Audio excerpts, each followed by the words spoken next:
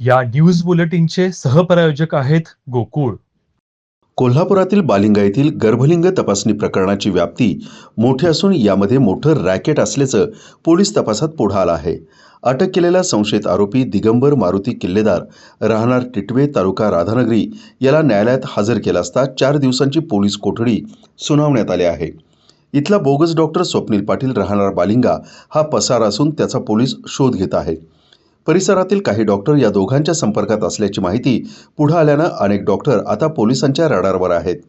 बालिंगा येथील सरस्वती महिपती पार्कमधील एका बंगल्यात अवैध गर्भलिंग तपासणी होत असल्याची माहिती जिल्हा परिषदेच्या आरोग्य विभागाला मिळाली होती. त्यानुसार पथकातील करवीरचे आरोग्य अधिकारी उत्तम मदने, ॲडव्होकेट गौरी पाटील, वैद्यकीय अधिकारी मोहिनी बर्गे यांनी करवीर पोलिसांची मदत घेत एका डमी महिलेला दिगंबर किल्लेदार याच्याशी संपर्क करण्यास सांगितलं.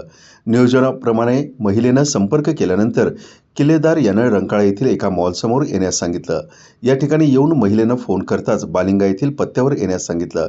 त्यानुसार पथकानं सोमवारी दुपारी 1 वाजता छापा टाकला असता संशयित दिगंबर किल्लेदार व त्याचा साथीदार स्वप्नील पाटील हे गर्भलिंग तपासणी करत होते. पोलिसांची चाहूल लागताच स्वप्नील पसार झाला. पोलिसांनी छाप्यात सोनोग्राफी मशीन, सोनोग्राफी जेल व तपासणीचे 98 किट सापडले आहेत, जी जप्त केलीत. संशयित किल्लेदार याच्याकडे चौकशी केली असता स्वप्नील पाटील हा डॉक्टर म्हणून सर्वांना सांगत असे.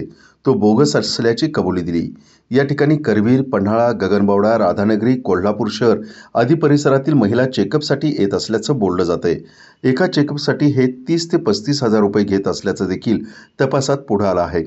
बोगस डॉक्टर स्वप्नील पाटील आणि किल्लेदार यांच्या संपर्कात काही डॉक्टर असल्याची चर्चा आहे. स्वप्नील पाटील सापडल्यानंतर मोठं रॅकेट पुढे येण्याची शक्यता पोलिसांनी वर्तवली आहे. या प्रकरणाचा अधिक तपास पोलीस उपनिरीक्षक S.S. टाकले हे करीत आहेत.